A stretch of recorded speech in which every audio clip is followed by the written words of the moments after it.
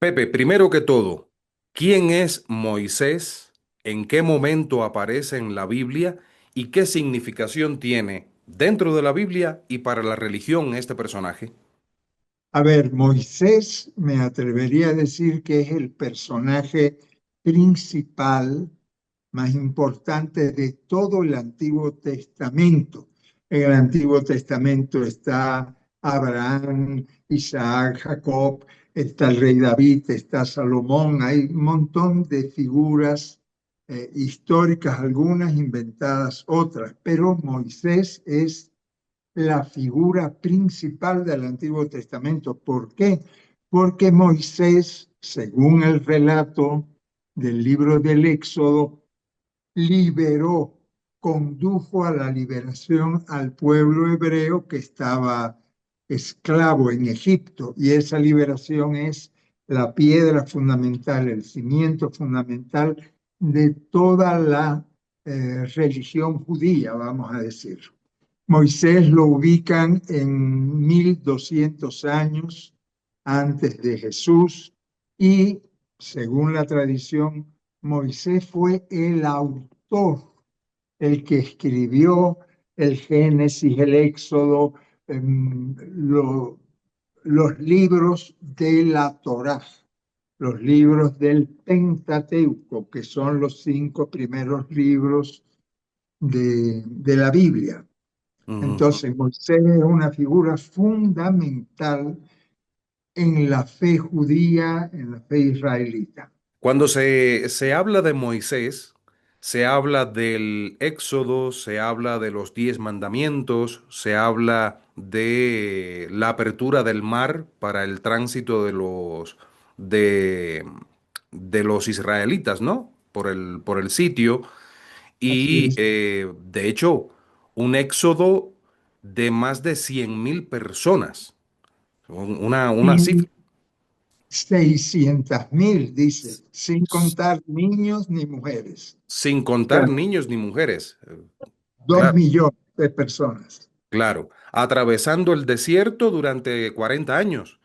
Así es. Ahí es a donde quiero llegar con esto, ¿no? Porque hay montones de videos en internet hablando sobre Moisés. Como bien decías, una figura clave, fundamental dentro de la religión, en este caso, como bien lo decías, y de hecho incluso en el Islam, una figura muy importante Por también. supuesto. Sí, sí. Y Ahora, en la fe cristiana, porque incluso la teología de la liberación latinoamericana se apoyó más en Moisés que en Jesús. ajá. Ahora, ¿Moisés existió? Profesionalízate con el sitio web que mereces. En Soluciones Nimrod diseñan y desarrollan tu sitio web basado en WordPress y garantizan la presencia de tu idea o negocio en Internet para que todos te encuentren. Además, tu sitio web puede estar listo en las próximas horas para activar Google AdSense y que obtengas ingresos también por visitas a tu página. Con Soluciones Nimrod obtienes gratis tu dominio web por un año y un mes gratis de hosting. Y todo esto por una pequeña inversión desde $185. Haz realidad tu idea o impulsa tu negocio al futuro desde este momento. Con el código que ves en pantalla, contacta ahora mismo con Soluciones Nimrod a través de los enlaces que aparecen en la descripción de este video y conoce todos los productos y servicios que tienen para ti. Soluciones Nimrod, el placer del éxito. ¿Moisés existió? ¿Te digo la verdad o la mentira? Eh, Vamos a discernir entre la verdad y la mentira. A ver, no, la verdad es que Moisés no existió, no existió. No existió nunca. Es un personaje literario, teológico, pero Moisés no existió.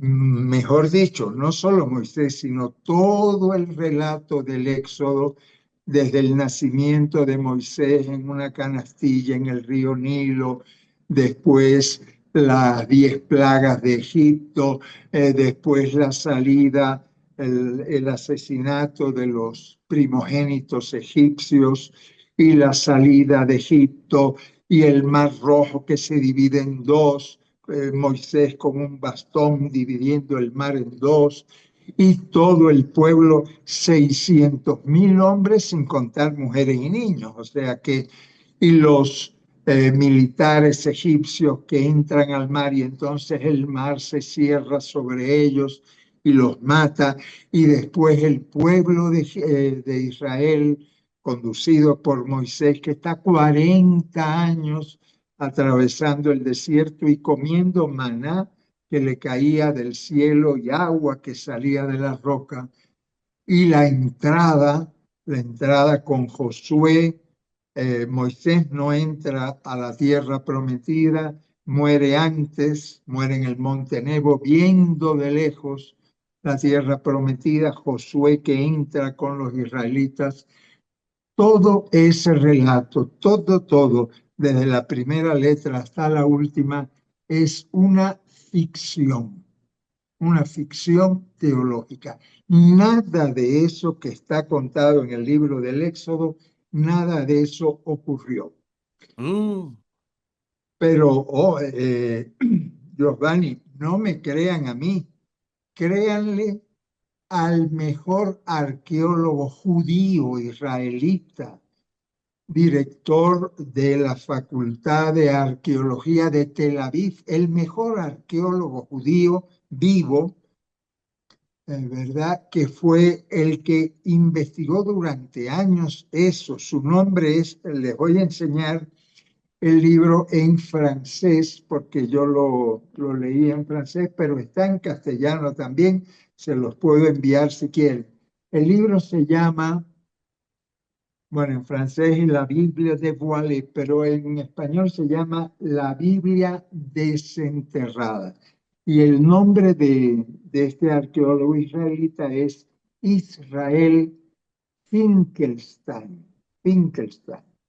Este Israel Finkelstein y Neil Silberman, que fue su colega en la investigación, descubrió todo esto que les estoy diciendo, pero oiga, para que no crean que es Pepe el hereje el que se los dice, ustedes entran en internet, ponen el nombre de Israel Finkelstein y ponen Éxodo. Existió el Éxodo, ahí tienen un artículo que resume todas las conclusiones de este libro maravilloso. 40 años en el desierto, eso es casi una generación. Entonces, Sí, y no existe ningún elemento arqueológico, no existen vestigios, no existe nada de ese movimiento gigantesco. nada, absoluto, no existe ni un palito. El desierto ese se podría cruzar en 4 días, no en 40 años. Lo de los 40 años es para, en el relato de ficción teológica, mostrar lo difícil que fue y cómo Dios acompañaba y cómo Dios dio los 10 mandamientos en el monte Sinaí.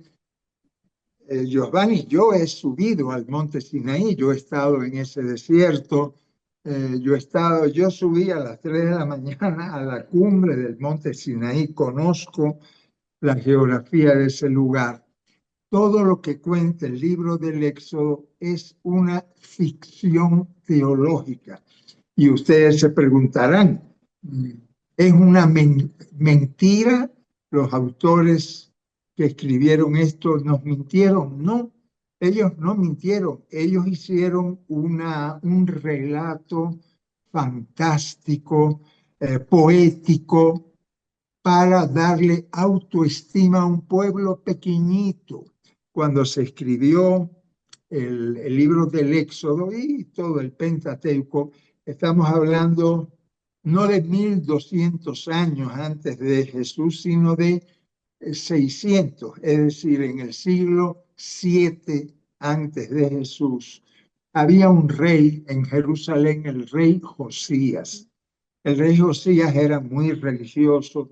El rey Josías había visto cómo había caído en manos de los asirios las 10 tribus del norte, lo que se llamaba el Israel del norte, y apenas quedaba la tribu de Judá y la de Benjamín en el sur, donde está la capital, Jerusalén. Josías era rey de un pequeñito pueblo ahí en Jerusalén, en Judá, en el sur de Israel. Pero tenía miedo de que Mesopotamia, que se había comido ya toda la parte norte, se comiera también Jerusalén, acabara con todo el resto de Israel. ¿Qué hizo Josías, que era muy religioso? Hizo ceremonias, hizo ritos, hizo rituales y convocó a los mejores escritores de, de su corte, sacerdotes, escritores, y les encomendó que hicieran una historia sagrada. ¿Para qué? Para darle autoestima, para darle eh, entusiasmo a un pueblo que estaba muy humillado, a un pueblo que era muy, muy pequeño. Y esos escribas, esos sacerdotes de la corte de Josías, del rey Josías, recogieron una leyenda por aquí, otra por allá, copiaron algunas de la misma Mesopotamia, por ejemplo, el diluvio universal, la torre de Babel, hasta el nacimiento de Moisés en una canastilla en el río Nilo es copiado del rey Sargón II de Asiria. Entonces copiaron muchas leyendas, inventaron otras, y la que más inventaron fue que el pueblo judío estuvo 400, no sé ni cuántos años, esclavo en Egipto con los faraones de Egipto, pero ahí nació Moisés y Moisés los liberó y Dios le mandó las 10 plagas. Toda la historia que se cuenta en el libro del Éxodo la inventaron los sacerdotes y los escribas del rey Josías. Como digo, 640 años antes de Jesús.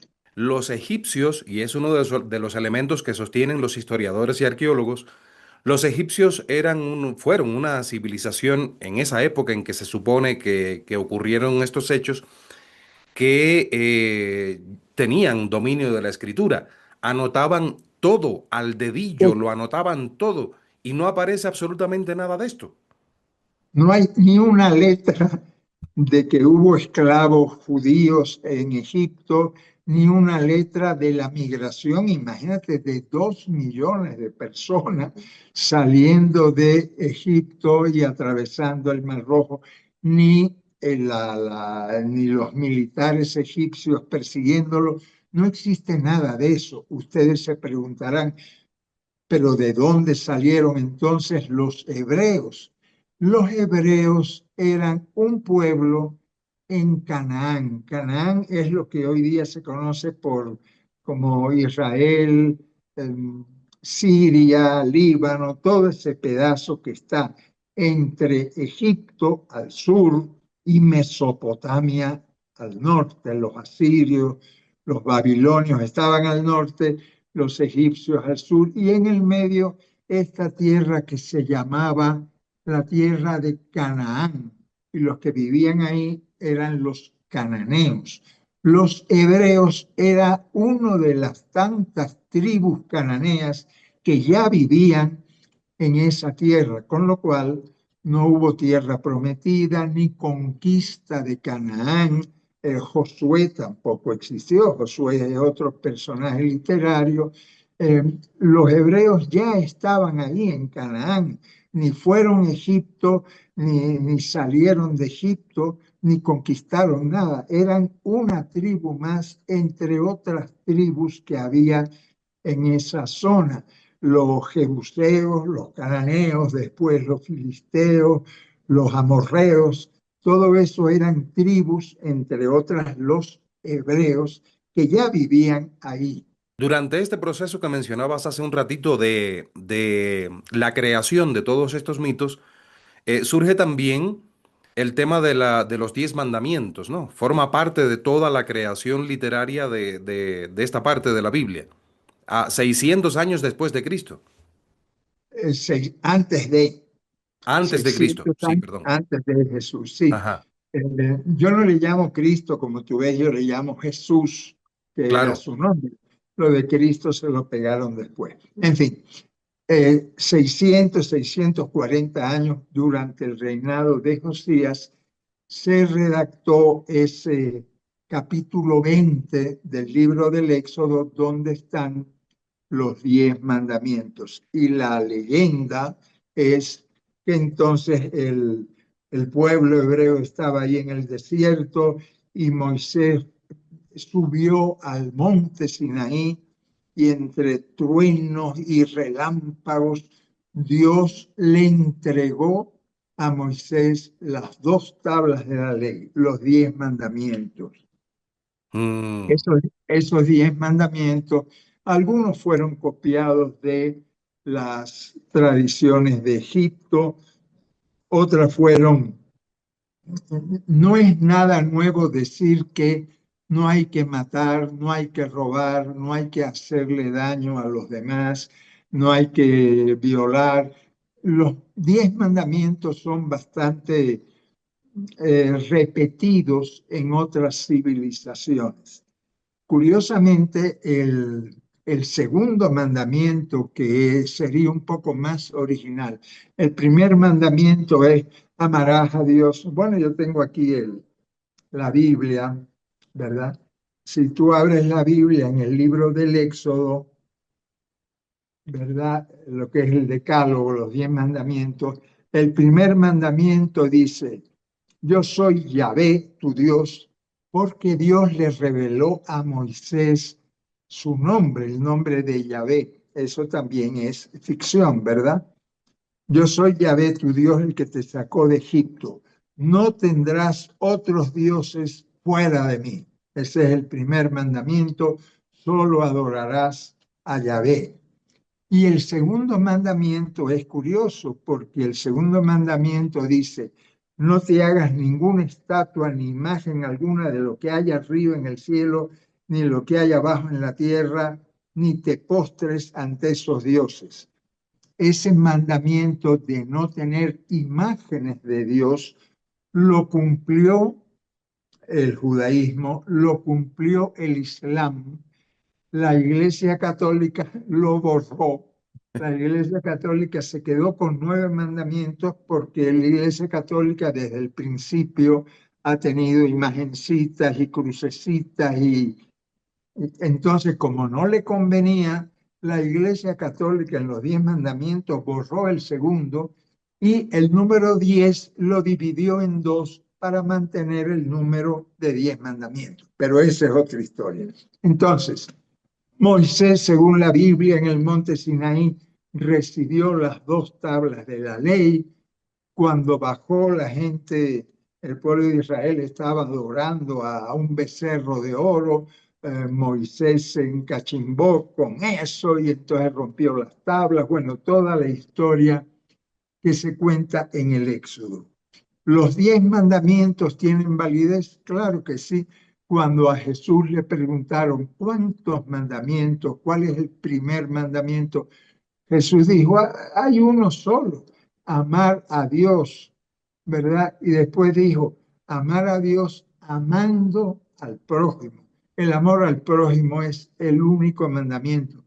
Los judíos que recibieron las 2 tablas de la ley, los 10 mandamientos, después en la Torá complicaron, complicaron y complicaron y actualmente ¿sabes cuántos mandamientos tienen? ¿no? 613. Los judíos tienen actualmente 613 mandamientos, ¿verdad? Porque fueron añadiendo, no se puede comer esto, no se puede hacer lo otro. En sábado, por ejemplo, en sábado, ellos dicen que ni siquiera se puede cortar el papel higiénico cuando vas al baño, si es sábado. Entonces el viernes cortan rollitos de papel higiénico para que el sábado no se puede hacer absolutamente ningún trabajo. En fin, ¿Cuál es no, la presencia de Moisés en el Islam? Moisés reconoce, perdón, el Islam, los musulmanes reconocen el poderío de Moisés, la existencia de Moisés y aceptan todo el relato del Éxodo y siguen después aceptando el relato mágico, ficcionado del nacimiento de Jesús, porque ellos respetan a Jesús y a su madre María, ¿verdad? Y hay que decir que los musulmanes no han avanzado mucho en la exégesis. Por ejemplo, un musulmán no te va a aceptar nunca lo que yo les digo de Israel Finkelstein. No, no lo aceptarían. Son Claro. tan literalistas como los judíos o como algunos cristianos que toman todo lo que está escrito en la Biblia, lo toman al pie de la letra. ¿El personaje de Moisés es figura principal dentro del judaísmo? Sí, es la figura La más figura. principal de todas, claro, porque es gracias a Moisés. Después le dieron una gran importancia, obviamente, a los patriarcas, Abraham, Isaac y Jacob, que son figuras también literarias, teológicas, que vivieron antes de Moisés, porque el relato de la Biblia en el capítulo 12 comienza con Abraham. Dios llama a Abraham, que Abraham, según la Biblia, vivía en Babilonia, ¿verdad? Y Dios lo llama de ahí y Abraham va a la tierra prometida, ¿verdad? Pero Abraham tiene un hijo, Isaac, después tiene Jacob, pero hay mucha hambre. Los 12 hijos de Jacob van a Egipto a pedir a que les den de comer, ¿no? A que les den trigo en Egipto. Ahí viene toda la historia de José, uno de los 12 tribus, de las 12 tribus, de los 12 hijos de Jacob. Todo ese relato que está en el Génesis, ¿verdad? Todo es ficticio también, nada es histórico. Claro. Digamos que de los 5 libros de la Biblia, ¿verdad? Génesis, Éxodo, Números, Levítico y Deuteronomio, nada de eso es hecho histórico, nada. Estoy hoy con Pepe Lereje, nuestro amigo y siempre presente en nuestro canal Pepe Lereje, José Ignacio López Vigil, ex sacerdote, productor radiofónico de amplísima experiencia, aclarándonos muchas dudas. Como él mismo dice, no le crean, investiguen ustedes. Ahora, Pepe, hay algo que cuando se hablan de estas cosas, cuando conversamos tú y yo sobre esto, siempre me queda aquello latiendo. La iglesia sabe, la iglesia, a ver, situémonos en la iglesia, por ejemplo, católica actual, para no Sí, mencionarlas todas, porque son un montón, pero bueno, la iglesia católica actual, los sacerdotes, toda esa nomenclatura que tiene la iglesia, sabe que esto es así, que esto es una ficción y aún así se le sigue diciendo a la gente de que Moisés dijo esto y de que existió, porque la mayoría de las personas religiosas creen que Moisés sí existió, que sí fue un hombre. a ver, hay sacerdotes que no estudiaron nada, que no saben ni cuántos dedos tienen en sus manos, y esos sacerdotes, obispos también, les repetirán que Adán y Eva, no, Moisés ya es mucho, que Adán y Eva era un hombrecito y una mujercita y que Dios los creó amasando barro, ¿verdad? Eso lo he oído yo acá, de un obispo, le oí a un obispo hablando de Adancito y Evita que estaban en el paraíso y la serpientita y la manzana. Muchos se lo creen, otros que hayan estudiado, un sacerdote, un obispo, ni que hablar un cardenal, una autoridad, si ha estudiado teología, sabe que es verdad lo que yo estoy diciendo, si han estudiado. Si no han estudiado, repetirán como cotorritas lo que les enseñaron a ellos en el catecismo. Pero hoy día no hay teólogo serio, no hay teólogo. Estoy pensando en José María Castillo, en Ariel Álvarez, en José Arregui, en Eliana Balsura, en Ivonne Guevara, un montón de teólogos y teólogas serias que saben perfectamente y que eso no les quita la fe, ¿verdad? ¿Qué significa que no les quita la fe? Que tú puedes creer en Jesús de Nazaret y si has estudiado exégesis, si has estudiado crítica textual, sabes que el Éxodo y que toda la Torá es una construcción literario-teológica. Mm. Eso ni le quita ni le pone a la fe en Jesús de Nazaret. Pero ese estudio exegético hay que hacerlo también con los mismos evangelios. En los evangelios hay cosas históricas. A Jesús lo asesinaron en una cruz en el año 30 en Jerusalén. Eso es histórico. Pero si yo en el mismo evangelio leo que Jesús convirtió el agua en vino, eso no es histórico, eso es una metáfora, es una parábola. Entonces, en los mismos evangelios hay que saber distinguir lo que es relato histórico y lo que es ficción catequética. ¿No crees que ya en el siglo XXI la iglesia debería tomar la decisión de, a la hora de enseñar la Biblia, enseñarla de esa manera? Por supuesto que sí. Bueno, es lo que humildemente trato de hacer yo en los TikTok y ir hablando de la Biblia, pero con seriedad teológica, exegética. ¿Por qué, por qué los curas, los obispos que saben esto que yo estoy diciendo, por qué no lo explican? ¿Por qué no lo dicen? ¿Sabes por qué? Por miedo, por miedo. ¿Y por miedo a qué? El miedo a que se les caiga un poco el negocio, el tinglado. Por ejemplo, si Adán y Eva no existieron, porque no existieron, es un relato totalmente ficcionado como Harry Potter o como, ¿verdad? Si Adán y Eva no existieron, no existió el pecado original. Es un cuento. Pero si no existió el pecado original, ¿para qué bautizamos a los niños y a las niñas? Porque nos dijeron que el bautismo era para borrar el pecado original. Pero si no bautizamos a los niños y a las niñas, perdemos un poco de platita que entra con los bautismos, ¿verdad?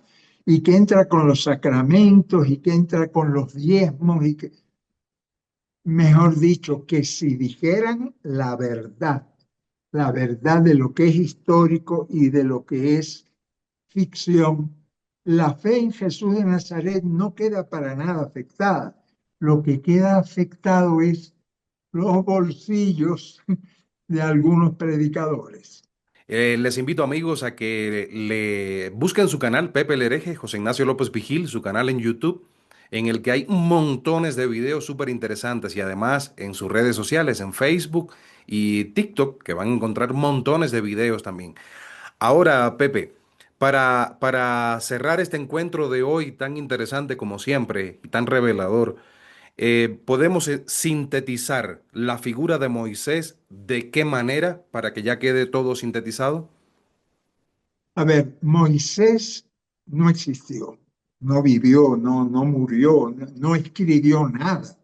Eh, es una figura literaria catequética, una figura que inventaron, vamos a decir así, en el siglo VII antes de Jesús, los sacerdotes y escribas del rey Josías. ¿Para qué lo inventaron? Para darle energía, entusiasmo, autoestima a un pueblo que no la tenía. Como te decía, la teología de la liberación de Gustavo Gutiérrez, de tantos teólogos latinoamericanos, se apoyó mucho en Moisés como figura liberadora de nuestros pueblos tan hambrientos, tan oprimidos. ¿Podemos seguir hablando de Moisés? Claro que sí. Yo puedo hablar de Moisés como yo puedo hablar de Miguel, de Don Quijote de la Mancha. Don Quijote de la Mancha no existió, no, pero la enseñanza del Quijote de la Mancha de Cervantes tiene grandes mensajes, grandes orientaciones para tener una vida más digna. La figura de Moisés, el libro del Éxodo, nos sirve también para hablar de una fe liberadora, para hablar del Evangelio de Jesús como un texto que habla de la liberación de los oprimidos. Entonces yo sigo hablando de Moisés cuando me dicen, pero Moisés existió. No, Moisés no existió, el Quijote de la Mancha tampoco existió, pero hay que leer el Quijote y hay que seguir las buenas enseñanzas del Quijote. El que sí existió, Giovanni, fue Jesús de Nazaret. Ese sí existió. Y el mensaje, el Evangelio de Jesús de Nazaret, que no es para la vida eterna, es para aquí. El mensaje del reino de Dios que anunció Jesús de Nazaret es lo más liberador que hay en toda la Biblia. Hoy vamos a hablar de un personaje, bueno, está considerado por muchos en el mundo como el personaje más influyente de la historia de la humanidad. Y yo también comparto ese criterio, porque ha influido de múltiples maneras en las sociedades, tanto antiguas como en la contemporánea. Y quiero arrancar, Pepe, quiero arrancar con una pregunta que marcará el hilo de este diálogo. ¿Jesús quería cambiar el mundo o prepararlo para su final? A ver, buena pregunta. Jesús no podría querer cambiar el mundo porque no conocía el mundo. ¿Qué conocía del mundo Jesús? Bueno, Israel, un poquitico al norte, un poquitico al sur. El mundo de Jesús no sabía que existía América, ni que existía China, ni que existía Groenlandia. Jesús quería cambiar, eso sí, el mundo que él conocía, que era el pequeño mundo de Israel y los países vecinos. Pero ¿cómo quería cambiar ese mundo? Jesús esperaba que viniera el reino de Dios, que Dios iba a meter su mano, que Dios iba a transformar una sociedad tan injusta como la que él conoció. Eso sí quería cambiar Jesús, esa sociedad que él conoció, que era profundamente injusta contra los campesinos, contra las mujeres, contra los enfermos, en fin. Ese mundo sí quería cambiar Jesús. O sea que toda esta historia de prepararnos para el fin del mundo no es más que estrategia. Jesús imaginaba, pero no que el mundo se iba a acabar.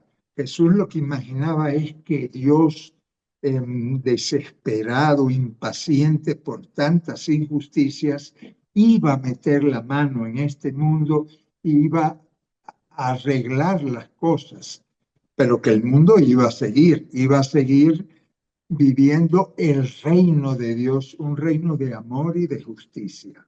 José Ignacio López Vigil, un importante productor radiofónico y además ex sacerdote que nos acompaña muy a menudo para, si acaso no has visto las otras entrevistas que tengo con él en el canal, que las busques terminada esta. En esta entrevista vamos a hablar de temas muy interesantes sobre la vida de Jesús y lo hacemos con el respeto que tú te mereces, que nos estás viendo, y el respeto que todas las personas merecen. Así que a la hora de comentar, de expresar tus opiniones, lo único que te pido es eso. Di lo que tú quieras decir, pero con respeto a todos los demás de la comunidad. Esto lo escuché, lo vi recientemente en una entrevista de un importante arqueólogo español que desmitificó un poco la figura de Jesús y coincidentemente yo analizaba el tema desde ese punto de vista también. A Jesús se le mira como un ser angelical, se le piensa como un ser angelical que anda por los caminos, con gestos muy nobles, hablando muy bonito a las personas en su entorno, en Jerusalén, en todas esas zonas. Se le ve así, incluso hasta se le ha mitificado con una imagen pulcra, con el cabello súper peinado, con aureolas brillantes, una imagen que parece puro Disney. Entonces, este arqueólogo dijo así, sin rodeos, a ver, así, voy a parafrasear lo que dijo. Dijo, Jesús era simplemente un revoltoso, un revolucionario revoltoso. Y eso es lo que era. ¿Qué opinas tú? A ver, a nadie lo condenan a muerte, a nadie lo sentencian a muerte por hablar del amor, ni de los pajaritos del cielo, ni de ir por los caminos. No, Jesús era un revoltoso muy peligroso para el imperio de Roma. Por eso Poncio Pilato lo condena a muerte. La cruz era reservada para los delitos políticos, para los sediciosos, para los revoltosos. Jesús fue un peligro para el imperio romano, si no, no lo hubieran condenado a muerte.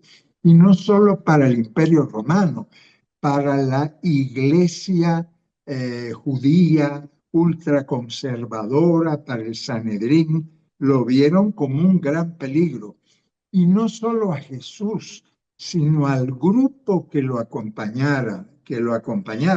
Recuerden que Jesús se rodeó de 12 apóstoles, pero ¿quiénes eran esos 12 apóstoles? Pedro, un altamente revoltoso. Judas Iscariote era del grupo de los celotes. El otro Simón, que también lo apellidaban celote. Juan y Santiago, que Jesús los apodó hijos del trueno, porque eran revoltosísimos, ¿verdad?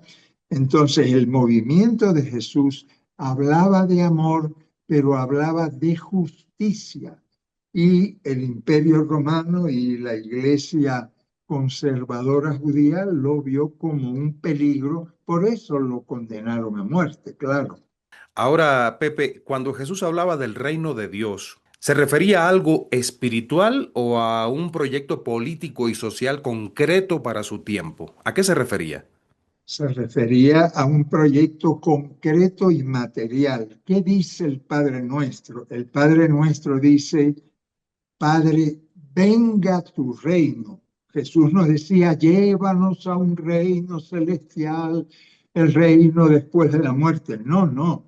Jesús decía, venga tu reino aquí en la tierra. Pero ¿qué decía después? Danos hoy el amor, danos hoy la hostia, danos hoy el culto. No, Jesús decía, danos hoy el pan material que no tenemos.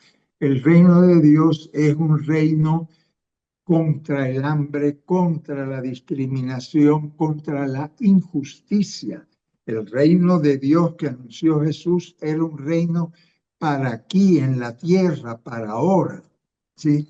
No hablaba entonces en ningún caso de un supuesto cielo. No, no, no, no. Jesús hablaba de la tierra. El reino de Dios es aquí y ahora. Y fíjate las bienaventuranzas. Jesús no dice, bienaventurados los que aman. No, Jesús dice, bienaventurados los que tienen hambre, los pobres, pero no los pobres. El cuento de los pobres de espíritu se lo inventó Mateo después, porque en la comunidad de Antioquía de Mateo habían algunos riquitos, y entonces Mateo, para no molestarlos, dijo, bueno, los pobres de espíritu. No, no, Jesús no dijo eso. Jesús dijo, felices los pobres con hambre, con necesidad, sin techo, sin tierra, explotados. Felices los pobres porque van a dejar de ser pobres, no porque sean pobres, sino porque van a dejar de ser pobres. Si podemos hacer una comparación de aquel Jesús en aquel momento que le tocó vivir con hombres y mujeres de la actualidad que luchan por la justicia social, que los vemos combatiendo en redes sociales por un mejor futuro para la sociedad, ¿sería esto? Claro, en aquel momento no había redes sociales. Las redes Claro, sociales eran los encuentros en la calle, en fin, claro. que lamentablemente hemos ido perdiendo y nos estamos metiendo cada vez más en un mundo digital, ¿no? Pero se trata de esto. ¿Serían los revolucionarios de hoy en día? Sí, revolucionarios sin armas. Por ejemplo, Nelson Mandela en Sudáfrica luchó como luchó Jesús en su tiempo. Lo encarcelaron, no lo mataron, pero lo podrían haber matado.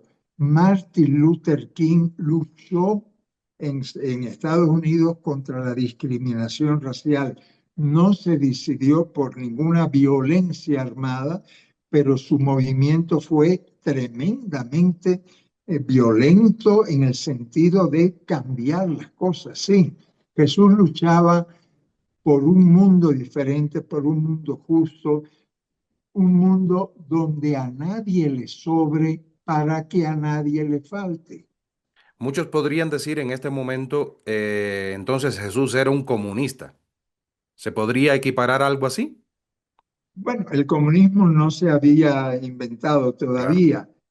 Jesús creía y eran apoyándose en Isaías, en Amós, en todos los profetas del Antiguo Testamento. Jesús creía en un mundo donde todos pudieran comer, todos pudieran ser felices, todos pudieran amar, todos pudieran tener tierras y no estuvieran estrangulados por los usureros, por el imperio romano, etcétera, ¿no? Entonces, sí, si a eso le llamas, yo no le llamo ni comunismo ni anarquismo, yo le llamo, como le llamó Jesús, el reino de Dios, un reino de donde todos los seres humanos valen lo mismo. Fíjate, Giovanni, que Jesús en su tiempo despreciaban a las mujeres. Jesús las incluyó y las puso en primer lugar. En su tiempo despreciaban a los homosexuales.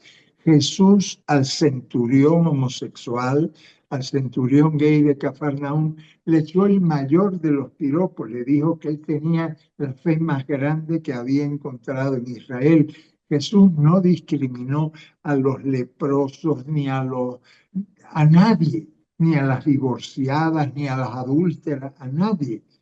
El reino de Dios es un reino donde todas las personas tienen lugar, tienen un espacio y un respeto. Estoy mirando la imagen que tienes allá atrás. Yo conozco la historia de esa imagen, pero muchos de nuestros seguidores no la conocen. Hay una imagen allí y quiero que tú me des tu opinión al respecto. Yo nunca he estado de acuerdo con la imagen del Jesucristo rubio, cabello eh, lacio, un tipo realmente, digamos, guapísimo, un sex symbol en la actualidad. ¿Es coincidente esa imagen que se tiene idílica del Jesús con lo que pudo ser el Jesús real? No, para nada. A ver, esta fotografía que tengo yo a mi espalda la conseguí cuando estuve en Israel, en Jerusalén. Es de un artesano que vivía, ya debe haber muerto, que vivía en Nazaret, un palestino nazareno. Y cuando yo vi esa foto, yo dije, puchica, es la mejor foto que conozco de Jesús, de lo que podría haber sido Jesús. ¿Por qué? Porque se está riendo. Lo primero es que Jesús fue un tipo simpático, alegre, contador de cuentos, contador de chistes, por eso la gente se le pegaba. Jesús se reía mucho y esto me encanta que este nazareno se está riendo, pero porque es moreno. Jesús no fue ni ojitos azules, ni pelito rubio, ni sex symbol, nada. Jesús fue un morenazo, trabajador de Galilea, nació en Nazaret, ¿verdad? Moreno, no tipo africano con pelo afro, no, no, pero quien ha ido a Palestina, quien conoce los beduinos, sabe que las personas de ese lugar son de piel bastante tostada, bastante morena. María, su mamá, José, su papá, tienen que haber sido igual. Los galileos eran bien morenos, bien revoltosos, bien dicharacheros. Los judíos del sur los llamaban mal hablados. Jesús era un tipo alegre, entrador, revoltoso. Fíjate, y una cosa más, fíjate, los, los enemigos de él, cuando él baja a Judea, porque él nació en Galilea, en el norte, le decían, ¿por qué los discípulos de Juan Bautista hacen ayunos, hacen penitencias, hacen oraciones y los discípulos tuyos no? Porque Jesús ni hizo ayuno, ni hizo grandes oraciones. Jesús rezaba en el monte, no rezaba en el templo, no hacía penitencias, ni ayunos, ni nada de eso. Y cuando le preguntan eso, Jesús dice, pero si estamos de fiesta, el reino de Dios es una fiesta de bodas, decía él, ¿verdad? Y ¿sabe cómo le apodaban a Jesús? Los enemigos de Jesús le decían, este es un comilón y un borracho. Así le llamaban, comilón y borracho. Jesús tomaba vino, no se emborrachaba, pero a él le gustaba el vino, ¿por qué no? Y lo que más le gustaba era sentarse a comer con todo el mundo. Jesús se sentaba a comer, por eso le llamaban comilón. Le gustaba comer y comer con todo el mundo, se sentaba a comer con los publicanos despreciados, con las prostitutas más despreciadas. Jesús comía con todo el mundo y anunciaba el reino de Dios a todo el mundo. Es muy común escuchar en estos tiempos la iglesia de Jesús. Es muy común escucharlo, pero Jesús fue religioso. ¿Él creó realmente una iglesia? Ni fundó ninguna religión, ni siquiera fue un hombre religioso. Jesús era un hombre espiritual, que es muy distinto. Espiritual quiere decir que él oraba, que él amaba, que él abrazaba. La misma palabra religión, ¿qué significa? Doble atadura, religare, doble atadura. Jesús no se ató por nadie, Jesús era un hombre libre. Espiritual, el nombre espiritual significa viento, libertad. El espíritu es libertad, es viento. Jesús fue un hombre espiritual, creía y esperaba profundamente en Dios, pero no cumplió las reglas religiosas. La regla, el mandamiento más sagrado, que era el sábado. Y Jesús trabajaba en sábado, cortaba espigas en sábado, y cuando se lo reclamaron, Jesús dijo, el sábado es para la gente, no la gente para el sábado. No cumplía las abluciones rituales, no cumplía las penitencias ni los ayunos. Lo de los 40 días de ayuno en el desierto no fue verdad, no es un hecho histórico, es una parábola para recordar al pueblo de Israel que estuvo 40 años atravesando el desierto, que tampoco es un hecho histórico, es una leyenda, pero el evangelista Mateo dijo, Jesús, igual que el pueblo de Israel, estuvo 40 días en el desierto. Jesús no cumplió los mandamientos judíos. Cuando le preguntan cuál es el mandamiento, entonces Jesús dice, el único mandamiento es amar al prójimo. Amar a Dios, pero a Dios nadie lo vio jamás. A Dios lo vemos en el prójimo, en la prójima también. ¿Cuánto del cristianismo actual se parece realmente a lo que Jesús predicaba?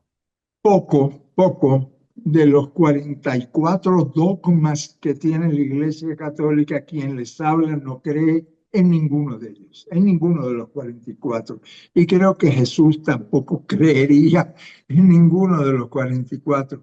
Jesús, lo más importante que nos dijo Jesús, que es lo que no se predica en el actual cristianismo, Jesús nos dijo, cuando le preguntan cómo tenemos que dirigirnos a Dios, y Jesús dice, háblenle con toda confianza, díganle papá, papito, papaíto, papaíto, venga tu reino ya. Lo de que estás en los cielos lo añadió Mateo, lo de eso, Padre nuestro. Jesús ni siquiera dijo nuestro, porque Dios no es nuestro, ni de aquellos, ni de nadie. Jesús dijo, papá, papito. Y cuando le pidieron más explicaciones, contó una parábola, la parábola más hermosa, de las más hermosas que hay en el Evangelio, la parábola del hijo pródigo, que era un papá que tenía dos hijos, uno bueno y un sinvergüenza. El sinvergüenza se fue a parrandear por ahí. Cuando tuvo hambre, regresó a casa del padre. Y dice Jesús que aquel papá, cuando lo vio regresar, se le conmovió su útero, sus entrañas femeninas, se le conmovió, se lo comió a besos, le preparó la mejor comida. Jesús hablaba de un Dios Padre con entrañas de madre, mejor dicho, de un papá, mamá. Eso es lo más importante del cristianismo y es lo que no se suele predicar en las iglesias que dicen representarlo. En Juan 20:30 dice, Jesús hizo muchas otras señales en presencia de sus discípulos que no están escritas en este libro. Está refiriéndose a las señales, a los supuestos milagros que se pueden enumerar entre 33 y 37 milagros en la Biblia. También Juan en 21:25 dice, si se escribieran todas, refiriéndose a estas señales o milagros, dice, pienso que ni todo el mundo podría contener los libros. Con respecto a los milagros de Jesús, hablando ahora desde el punto de vista histórico, objetivo, realista, ¿qué se puede decir? ¿Hizo milagros o esto es parábolas, símbolos? ¿A qué se refiere esto? A ver, primero, el Evangelio de Juan no utiliza la palabra milagro, sino utiliza la palabra signos. Signos. ¿Signos de qué? Signos del reino de Dios, que ya está entre nosotros la alegría del reino de Dios. Por ejemplo, Juan cuenta la resurrección de Lázaro. Eso no es un hecho histórico, eso es una parábola. Lázaro no existió, es una figura parabólica que utiliza el Evangelio de Juan. También el Evangelio de Juan habla de transformar el agua en vino. Eso es otra parábola. ¿Por qué? Porque cuando llegaba el reino de Dios, decían los profetas, habrá vino en abundancia para la alegría de todo el mundo, porque el vino es signo de alegría. Por eso las iglesias que no toman vino están extrañas, porque el vino para Jesús es un signo de alegría. Emborracharse no, pero tomar vino sí. La transformación del agua en vino no es ningún milagro, es una parábola. ¿Qué milagros hizo Jesús? Jesús no hizo ninguna, ¿cómo diríamos? No violó ninguna de las leyes de la naturaleza. Hay médicos que te dicen que la mitad de las enfermedades son psicosomáticas, la mitad de las curaciones son psicosomáticas. Es curioso que Jesús, cuando curaba a un enfermo, a un leproso, él no decía, yo te he curado, Dios te ha curado. No, no. Jesús lo que decía es, vete, tu fe, tu confianza, te ha curado. La mayoría de los milagros que se llaman milagros de Jesús son curaciones psicosomáticas. Jesús le daba tanta confianza a aquellos enfermos que se curaban. Y por cierto, eso lo ha hecho Jesús y lo hacen actualmente curanderos, chamanes, gente que tiene una energía, pero no, nada milagroso, sino es la confianza que Jesús le daba a aquellos enfermos y enfermas y se curaban. Claro, las endorfinas, las hormonas llamadas endorfinas, nos curan. Si usted está angustiado, deprimido, usted se va a enfermar, pero si usted se pone con mente positiva, si usted recibe de Jesús o de su mamá o de su novio una gran confianza, verá que se va a curar. Mm. Milagros sobre la naturaleza. Jesús caminó sobre las aguas, no fue. Eso es una parábola, porque los judíos creían que en el lago, en el mar, estaban los demonios. Entonces era una parábola para decir que Jesús tenía más fuerza que los demonios. Milagros raros sobre las aguas, la multiplicación de los panes. Jesús no multiplicó nada. Jesús le dijo, quienes hemos vivido entre campesinos sabemos que no hay campesino que vaya de viaje sin llevar alguna comidita para el camino. Los que siguieron a Jesús, que estaban ya con hambre, y Jesús les dijo, a ver, siéntense todos y saquen lo que tienen ahí guardado. Lo compartieron y alcanzó para todos.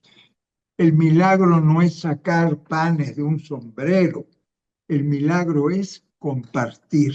Y Jesús nos enseñó a hacer ese milagro. Podríamos discernirlos como unas parábolas, metáforas o estrategia política dentro de la iglesia. Los milagros de Jesús te refieres, Sí, ¿no? sí, los milagros de Los Jesús. milagros de Jesús, algunos son parábolas, como la de Lázaro, como la de las bodas de Caná. Otras son compartir en la comunidad, como lo de la multiplicación de los panes y los peces. Otras, Jesús hizo curaciones, claro, no resucitó a ningún muerto porque nadie resucita muertos, ¿verdad? No hay ningún milagro que viole las leyes de la naturaleza es real. Ninguno, ninguno. Dios creó la naturaleza, Dios respeta la naturaleza y sus leyes que Él mismo creó. Pero como te digo, hay muchas enfermedades que son psicosomáticas y por lo tanto las curaciones pueden ser también psicosomáticas. Lo que llama los evangelios, el evangelio de Juan, lo que llama signos son curaciones, pero por ejemplo, la lepra, Jesús curando leprosos, le llamaban lepra a cualquier enfermedad de la piel, a cualquiera. Y entonces, sí, y muchas enfermedades de la piel son psicosomáticas. Hay cegueras psicosomáticas, hay enfermedades del estómago, psicosomáticas, por lo tanto hay curaciones psicosomáticas. Sale mucho en el Evangelio los endemoniados, que Jesús sacaba los demonios. Jesús no sacaba los demonios porque los demonios no existen, el diablo no existe, es un cuento para controlarnos y meternos miedo. Pero en el tiempo de Jesús se creía que la epilepsia era un demonio, que muchas enfermedades mentales eran demonios, que si una muchacha se ponía a dar gritos histéricos, que era que tenía los demonios.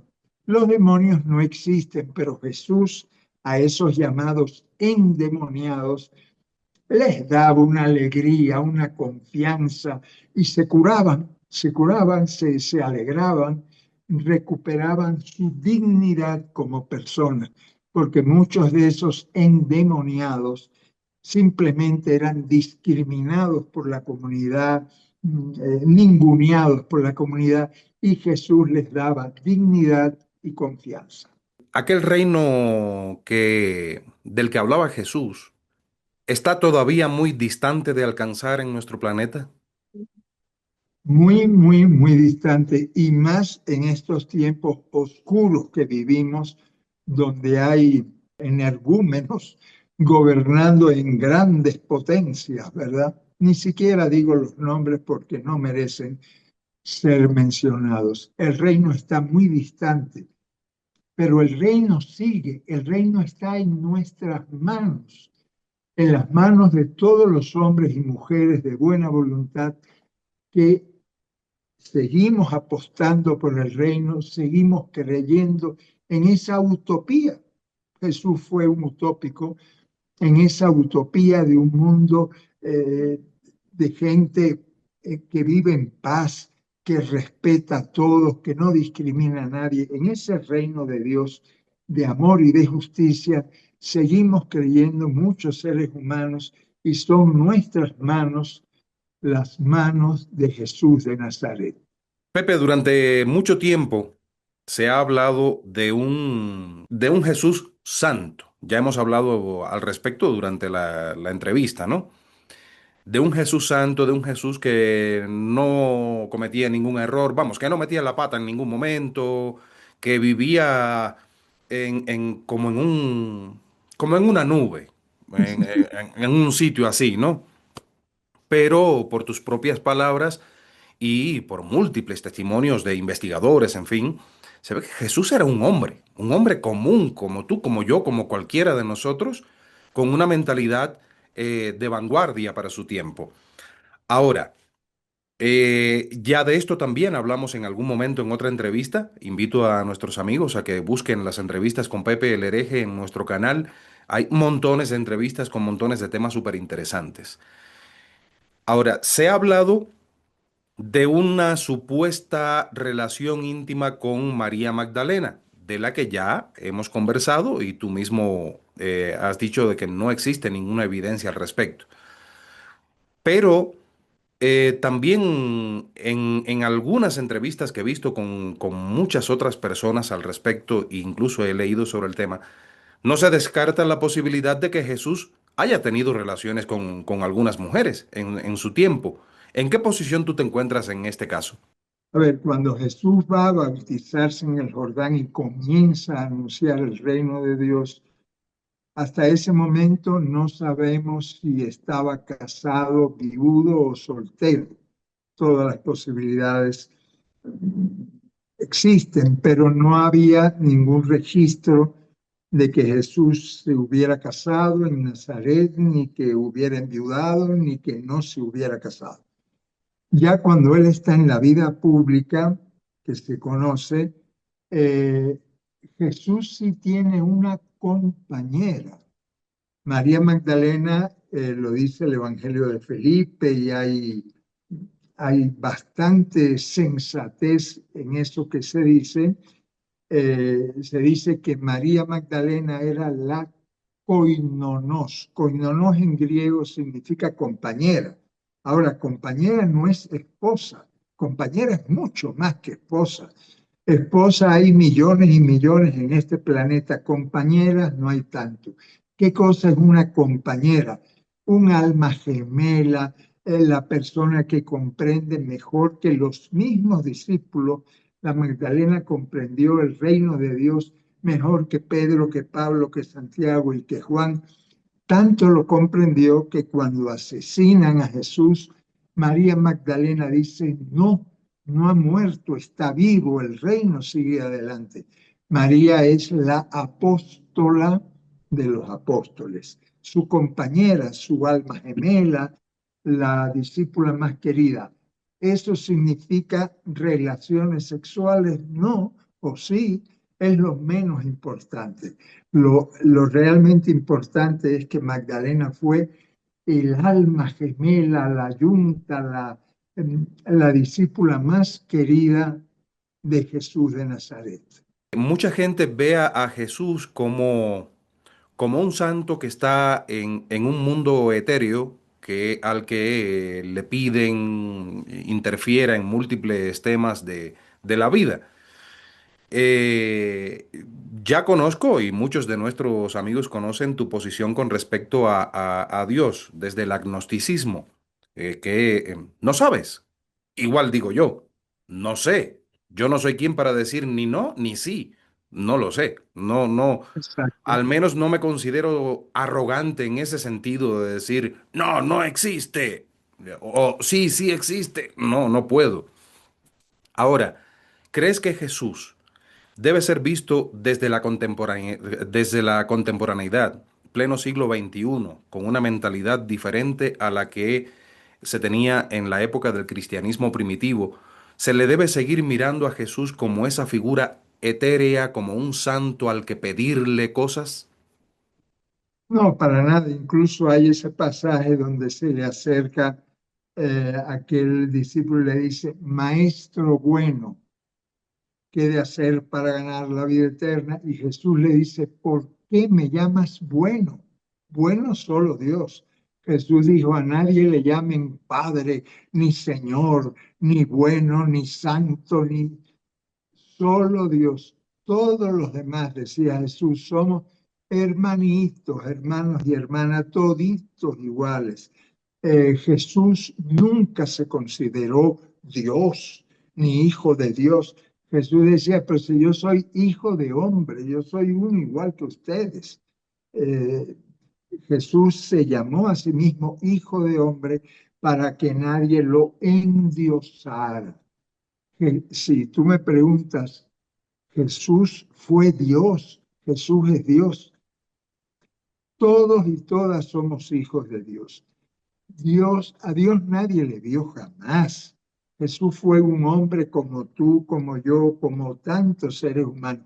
Un hombre maravilloso, eso sí. Un hombre con un sentido de igualdad, de justicia, de generosidad. Fue consecuente hasta el final, hasta que lo mataron. ¿Por qué lo mataron? Por ese sentido de justicia y igualdad entre todos los seres humanos. ¿José fue el padre de Jesús Sí, o fue claro. Dios? No, bueno, todos somos hijos de Dios, pero José y María fue el papá y la mamá de Jesús de Nazaret. Tuvieron por lo menos 7 hijos. Los nombres de esos hijos de José y de María están búsquenlo en el Evangelio de Marcos, en el capítulo 6. Ahí están los nombres de los varones. Jesús fue el primero, después vino Santiago, después vino José, Judas y el último, el Benjamín, que se llamaba, se me olvida el nombre ahora, está el nombre, ahí, ¿cómo se llamaba? Simoncito. Ese fue el quinto de los varones, pero también tuvieron niñas, tuvieron chicas. El Evangelio de Marcos dice, y sus hermanas, entonces por lo menos tuvieron 2 niñas. 5 varones y 2 niñas, por lo menos tuvieron José y María 7 hijos e hijas. Si Jesús tuviese la oportunidad de, vamos a utilizar la palabra para la metáfora, ¿no? De milagrosamente aparecer en la actualidad y ver el cristianismo actual, ¿qué haría? ¿Qué diría? Es posible que le diera un infarto, es posible que agarrara el látigo otra vez y fuera al Vaticano y a las iglesias de la prosperidad y a las iglesias forradas de oro, aquí en Quito hay muchas, y diría, los desconozco, ustedes son sepulcros blanqueados o forrados de oro, que todavía es peor. Jesús se indignaría con la riqueza, la opulencia, los disfraces. ¿Tú no ves cómo se disfrazan los que dicen que son seguidores de Jesús? Jesús que andaba con una túnica, siempre la misma túnica, pobre, sucia y vieja. Bueno, sucia no, porque la lavaría, pero Jesús que nunca tuvo la menor ostentación de poder ni de soberbia. Él decía, yo no tengo ni una piedra para descansar mi cabeza. ese Jesús real, histórico, luchador y pobre, se indignaría si levantara la cabeza y viera la ostentación, el dinero, la arrogancia, la soberbia de quienes dicen ser representantes de él. ¿Por qué los judíos nunca aceptaron a Jesús? Ni lo aceptan. Ni lo aceptan. Bueno, ¿por qué no lo aceptan hoy? Con mucha razón, porque se han hecho barbaridades contra el pueblo judío, no el sionista, el sionismo es otra cosa. Contra el buen pueblo judío se han hecho barbaridades. Incluso en el Evangelio se añadieron esas palabras, que la sangre, que su sangre caiga sobre nosotros y sobre nuestros hijos. Los judíos no mataron a Jesús, por favor, lo mató el Imperio Romano, Poncio Pilato, con la complicidad de los judíos, de los sumos sacerdotes de aquel tiempo. Pero el pueblo judío apoyaba a Jesús, salieron a las calles de Jerusalén a pedir su libertad, a defenderlo. Lo recibieron el Domingo de Ramos y el Viernes Santo, el viernes de su ejecución, estaban en las calles pidiendo su libertad. En aquel tiempo, ¿por qué no creyeron en él?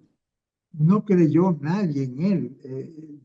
Cuando lo ven muerto en una cruz, nadie, ni sus apóstoles creían en él. Fue María Magdalena y aquel grupo de mujeres que comenzaron a impulsar la fe en Jesús resucitado, en el reino de Dios, que equivale a lo mismo. Y también hubo muchos judíos que creyeron, que se sumaron a las primeras comunidades, y después pasaron tantas cosas que sería una historia larga de contar, pero las primeras comunidades que creyeron en Jesús fueron judías. Pero se ha mantenido a lo largo del tiempo el hecho de la no creencia en Jesús, la no creencia en que Él fue un santo, ni fue un Mesías, ni nada de eso. Después es una historia tan larga. En el año 70 Roma destruye Jerusalén, destruye el templo, comienza a haber comunidades judías, perdón, comunidades cristianas muy intolerantes. Y después ya en el siglo IV se inventó la gran mentira de que los judíos mataron a Cristo. Los judíos no mataron. Fue el Imperio Romano, pero como los cristianos estaban amistados con el emperador Constantino, corrieron la gran mentira de que los judíos mataron a Cristo y que Poncio Pilato se lavó las manos. Poncio no se lavó ninguna mano. Poncio Pilato fue el asesino, el autor intelectual de la muerte de Jesús. Como dicen muchas personas que ven estas entrevistas contigo, dice, comentan, ¿no? Es hora del despertar, es hora de abrir los ojos. Mucha gente habla así. Otros, por supuesto, haciendo uso de su libertad de expresión también, se mantienen aferrados a la imagen que hay de la religión y de Jesús y de todo esto a partir de lo que se les ha enseñado a lo largo de sus vidas. Y eso hay que respetarlo también, a pesar de que es importante de que vean lo que piensan otras personas, ¿no? Tiene Ahora, si Jesús, simbólicamente, pensemos simbólicamente, pero pensémoslo como algo real. Si Jesús, en lugar de haber nacido en aquella época, naciera en esta época, imaginémonos que Jesús no existió y que nació, le tocó nacer en esta época. ¿Cómo sería ese Jesús en la actualidad? ¿Cómo viviría ese Jesús en la actualidad? ¿Dónde lo veríamos? ¿En qué se transportaría? ¿Qué haría? ¿En qué trabajaría? ¿Con quiénes se reuniría? es una fantasía Claro, muy por eso te fantasiosa, decía. porque donde si naciera en Palestina, seguramente estaría siendo bombardeado. Si naciera hoy día en Nueva York, ¿verdad? Estaría aplaudiendo a George Mandani y estaría a lo mejor sería un migrante, Jesús sería un migrante deportado, como tantos miles y miles de latinos de Estados Unidos. ¿Dónde nacería Jesús? Si me dices en qué país nace, te podría Pongamos decir por algo más. ejemplo, pongamos por ejemplo, para hacer más, aterrizarlo aún más, digamos en México. Si naciera en México, a lo mejor sería una espalda mojada que migró al norte para conseguir trabajo y después lo deportaron de Estados Unidos acusado de ilegal, de criminal, etcétera. ¿Dónde nacería Jesús? Jesús es símbolo, es, eh, es incluso una meta para muchas personas en el mundo, pero con diferentes caminos. Mm, ¿Cómo lograríamos llegar como sociedad a lo que Jesús llamó el reino de Dios? ¿Cómo lograríamos en la actualidad, partiendo de lo simple a lo general, desde nuestra vida inmediata hasta la vida social? Una pregunta también muy alta, pero para comenzar, que los ricos paguen impuestos. Ese es el primer mandamiento que diría Jesús, los multimillonarios, los ricos de este mundo que paguen impuestos para que se pueda distribuir mejor la riqueza de esta tierra, que no contaminen, que no sigan sacando petróleo, ningún petróleo, que eso, el petróleo y el carbón, está destruyendo nuestro planeta, que los machos machotes dejen de discriminar a las mujeres y sepan que valen igualitito que los varones. En fin, sería Jesús volvería a leer un evangelio de justicia, de igualdad, sin ricos ni pobres. Esa era la sociedad en la que pensó Jesús, era una sociedad sin multimillonarios y sin gente empobrecida. No hay pobres, son gente empobrecida por los multimillonarios. ¿Cómo podríamos o cómo deberíamos llamar a Jesús? ¿Jesús o Jesucristo? No, lo de Cristo es un título mesiánico que se lo pegó después Pablo y algunas comunidades. No, Jesús se llamó Jesús, punto. Bueno, Jesús de Nazaret, porque como no había apellidos en aquella época, el apellido era la ciudad donde se nacía. Por eso es Jesús de Nazaret. Nunca dijeron Jesús de Belén, no, decían Jesús de Nazaret porque en Nazaret nació.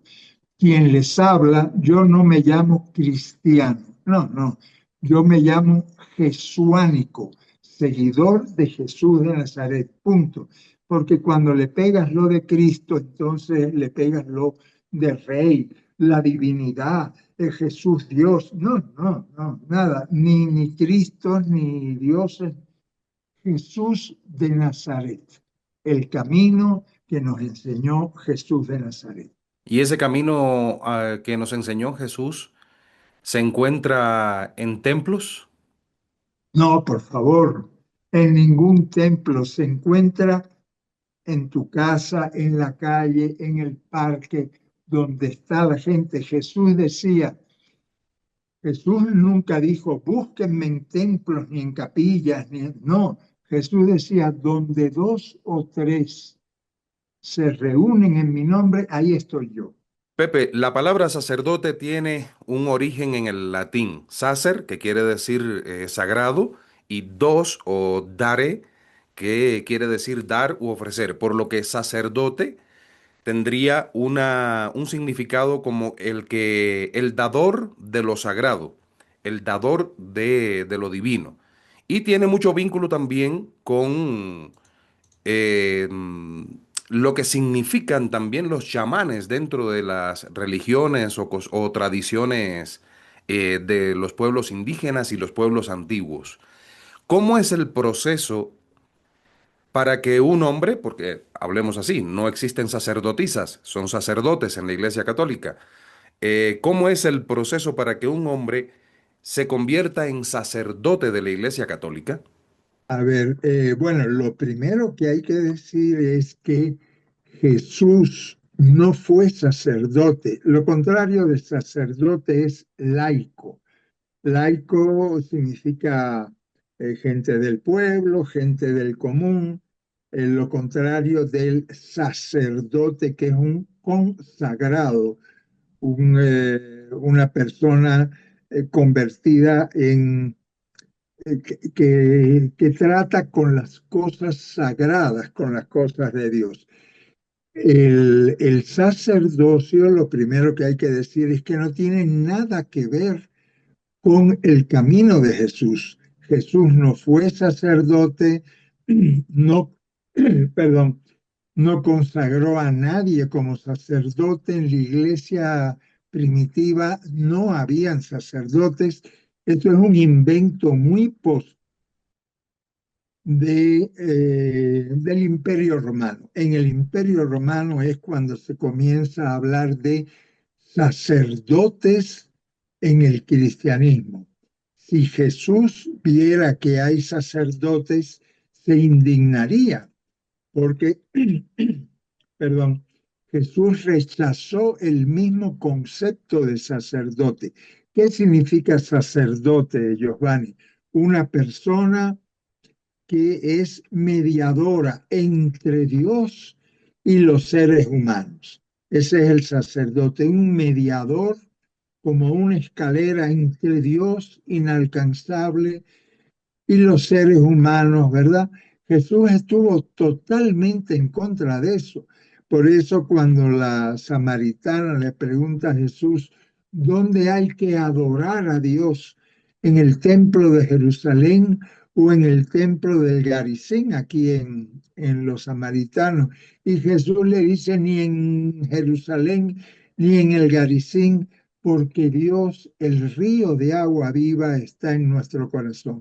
No necesitamos sacerdotes, no necesitamos mediadores entre Dios y los hombres. Pero bueno, vamos a la pregunta tuya, que era cómo se fabrican los sacerdotes, ¿no? Sí, ¿comienza por una decisión personal, por voluntad de la persona, o existe algún proceso de proselitismo o algo así? Sí, tanto en la iglesia diocesana como sobre todo en las congregaciones religiosas que tienen sacerdotes, hay hay buscadores de vocaciones, hay todo un trabajo de decirle a los muchachos o a las muchachas, bueno, en este caso a los varones, porque las muchachas, como tú dijiste, no pueden ser sacerdotas, ¿verdad? De decirles, tú tienes vocación, Dios te llama, Dios en tu corazón te está llamando para ser cosas sagradas. Y muchos jóvenes, mm, en el caso mío exactamente fue eso, me dijeron, bueno, Dios te está llamando para ser sacerdote. Y uno dice, bueno, pues vamos para adelante, vamos al seminario, sea diocesano, sea de una congregación religiosa, a estudiar para ser sacerdote. O sea que principalmente parte desde la misma iglesia la búsqueda de sacerdotes, pero ¿y si existe alguien que se siente con vocación para ello? ¿También lo aceptan?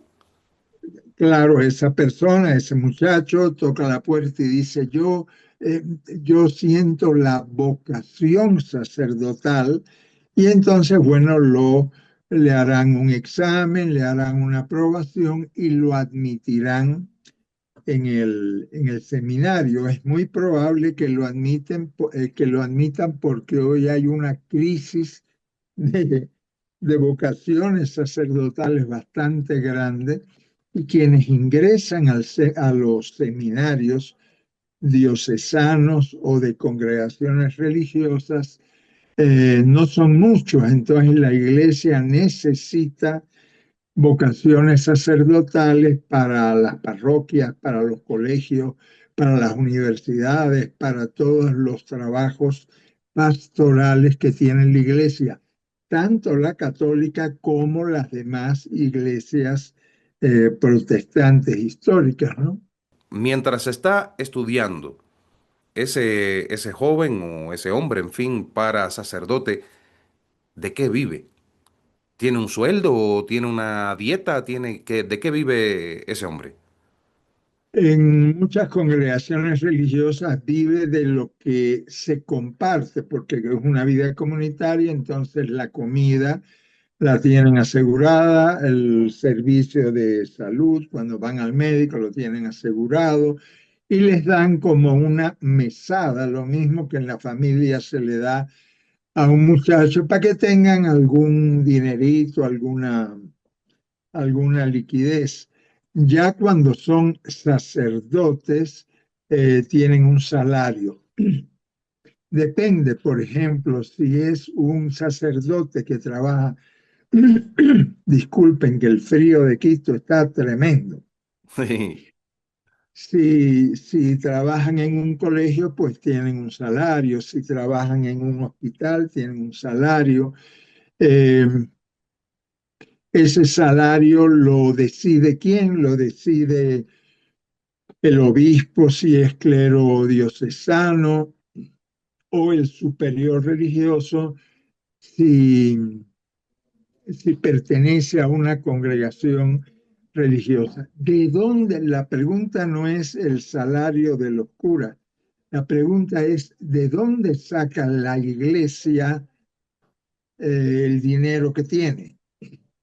claro. En el caso de la Iglesia Católica, ¿lo saca de dónde? Bueno, lo saca de que hay desde el siglo IV una riqueza acumulada enorme que se ponen bancos que tienen intereses, que se ponen empresas, que se ponen en bolsa de valores. La iglesia tiene mucho, mucho dinero, me refiero a la iglesia católica, puesta en bolsa de valores, puesta en intereses bancarios, etcétera, que le da mucho dinero. La iglesia católica tiene mucho dinero, pero además de eso, tiene propiedades, tiene fincas, tiene iglesias, tiene patrimonios y tiene concordatos con muchos gobiernos católicos que le ahorran impuestos, que le subsidian colegios y profesores, en fin, hay muchísimos ingresos. A eso se suma lo que los curas cobran por los sacramentos, lo que los curas reciben como limosnas, lo que los curas reciben por bautizar, por hacer responsos a los muertos, por las misas de primera, de segunda, de tercera intención. Hay que decir que la religión es un negocio muy, muy rentable. Hablo de la Iglesia Católica. Las iglesias protestantes tienen los mismos concordatos con gobiernos, tienen los mismos ingresos por limosnas, por dinero acumulado de sus propiedades, de sus fincas. Aquí en Ecuador, por ejemplo, en Ecuador la Iglesia Católica era dueña de la mitad de este país. Decían que se podía pasar de Colombia a Perú, atravesar todo el Ecuador sin salir de fincas, de haciendas, de propiedades de los jesuitas, de los agustinos, de los mercedarios, de los dominicos, de las congregaciones religiosas y de lo que tenía también la iglesia diocesana. Por suerte vino la revolución liberal y Eloy Alfaro le quitó muchas de esas tierras a la Iglesia Católica. Por cierto, esas iglesias, la Iglesia Católica no compró esas tierras, las robó a los indígenas. La Iglesia Católica no compró esas propiedades, las usurpó cuando los españoles en América Latina hispana y los portugueses en Brasil invadieron nuestras tierras y se apropiaron de ellas. Pepe, y me imagino que en este momento, dado el tiempo que llevas sin ser sacerdote, no tienes datos muy precisos, pero el sueldo de un sacerdote le alcanza para vivir. ¿De cuánto es el sueldo de un sacerdote? Es que no se puede decir de un sacerdote, depende de las diócesis, depende de los obispos, depende de las congregaciones religiosas. No hay un sueldo de un sacerdote, depende de los países, de las diócesis, en fin. Eh, Depende de muchísimas cosas. No podría responderte a tu pregunta. Lo que sí te podría decir es que la inmensa mayoría de los sacerdotes católicos y de congregaciones religiosas viven tranquilamente, tienen comida, salud, casa asegurada, no tienen mayores problemas económicos. Los curas obreros, los curas que fueron a trabajar con la gente pobre, los curas que realmente entraron en las comunidades de la teología de la liberación, esos sí eran pobres con los pobres, eso sí.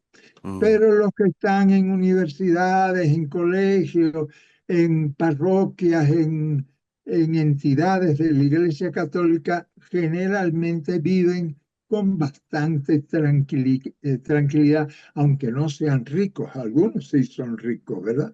Algunas congregaciones religiosas son muy ricas. ¿Cómo es la nomenclatura dentro de la Iglesia Católica? Porque sabemos que en la base está el sacerdote, el que está ahí en la parroquia, el que está en la iglesia, ¿no?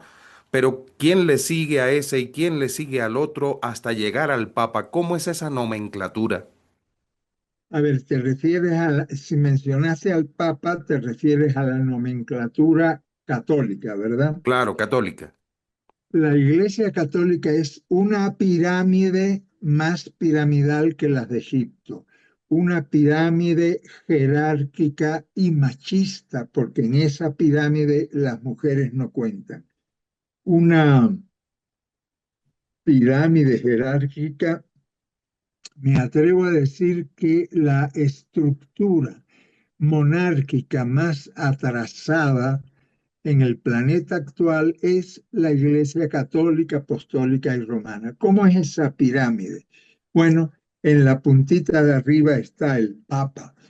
El Papa, que en realidad no es más que el obispo de Roma, pero como ellos inventaron que es el primum inter pares, el primero entre los iguales. Entonces ahí está el Papa en la punta de la pirámide. Por debajo del Papa están los cardenales. ¿Quiénes son los cardenales? Los cardenales son obispos que el Papa les da ese privilegio, porque es un privilegio de llamarse cardenales. Cardenales quiere decir superiores, se visten con trajes rojos elegantísimos y costosísimos. Ahí está el colegio cardenalicio, que es el que elige al Papa cuando el Papa se muere. Entonces los cardenales se reúnen y solo ellos eligen al Papa. Yo hablo con un poco de ironía porque esta estructura es anti-evangélica. Si Jesús de Nazaret viera eso, se desmaya o le da un infarto. Pero bueno, sigamos con la pirámide. El Papa, después viene el colegio de cardenales, que son obispos consagrados como cardenales por el mismo Papa. ¿Y cuál Y es? después Perdóname, Pepe, ¿es la función de los cardenales es solamente elegir al Papa? no, cuando muere el Papa, la función es elegir al Papa, pero ellos están al frente de las diócesis y de las arquidiócesis en los diferentes países donde viven, ¿verdad?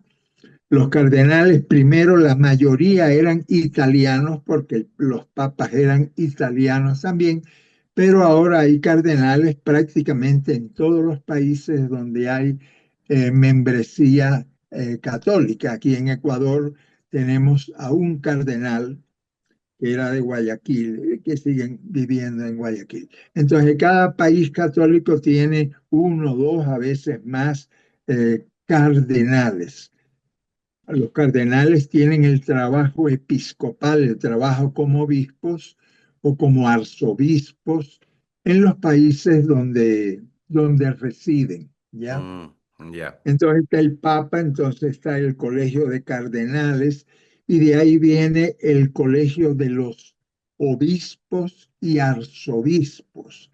¿Quiénes son los obispos? Bueno, los obispos inicialmente en la iglesia primitiva eran elegidos por la comunidad. En las primeras comunidades, a la muerte, al asesinato, después del asesinato de Jesús, se formaron comunidades. En esas comunidades no habían sacerdotes ni había jerarquía ninguna. Habían servidores, que era lo que se llaman los diáconos, diáconos y diaconisas, porque en la iglesia primitiva había mujeres diaconisas. Después eso se eliminó, votaron a las mujeres. En las primeras comunidades habían presbíteros. Presbíteros no es sacerdote. Presbíteros significa ancianos, los más antiguos, los más ancianos de una comunidad que tenían más sabiduría, les consultaban, los ponían en los primeros lugares de la comunidad por su experiencia acumulada. Eso eran los presbíteros. Y habían los como llamemos, los obispos. La palabra obispo significa el que tiene luz larga, el que tiene visión de futuro. La palabra obispo, igual que la palabra telescopio, es la misma palabra en griego, significa quien ve de lejos, quien tiene luz larga, quien sabe conducir a una comunidad. Entonces, en las primeras comunidades cristianas había un obispo al frente de la comunidad, pero no como jerarquía, como mandón, no, no, como orientador de la comunidad. Habían diáconos y diaconisas para el servicio en la Eucaristía, para ayudar a las viudas, a los huérfanos, y habían también estos presbíteros, gente más anciana que tenían más experiencia, que los respetaban mucho. En las primeras comunidades de Jesús no existían ningún sacerdote porque no hacía falta ningún mediador entre Dios y los seres humanos, que eso es lo que hace un sacerdote, ¿verdad? Pero bueno, después ya con el Imperio Romano, cuando la iglesia se es cooptada por el Imperio Romano, pienso en el siglo IV, en Constantino, la Iglesia Católica es cooptada, comprada, chantajeada, sobornada por el Imperio Romano. Entonces comienza a haber sacerdotes y comienza a haber papas. Los papas eran de la religión de Mitra. El llamarle sumo pontífice, ese título, si Jesús oyera ese título, se horroriza. Sumo pontífice, pontífice es un puente entre Dios y los seres humanos. Entonces el pontífice es el mediador supremo entre Dios y los seres humanos. El sumo pontífice es el sumo de los sumos. Ese era un título de la religión de Mitra. Como el Imperio Romano se convirtió al cristianismo, le dieron ese título al Papa romano católico, ¿verdad? Esa es una historia larga. Volvamos con las jerarquías. Entonces, en la Iglesia Católica está el Papa, están los cardenales, están los obispos, obispos que están en sus respectivas diócesis.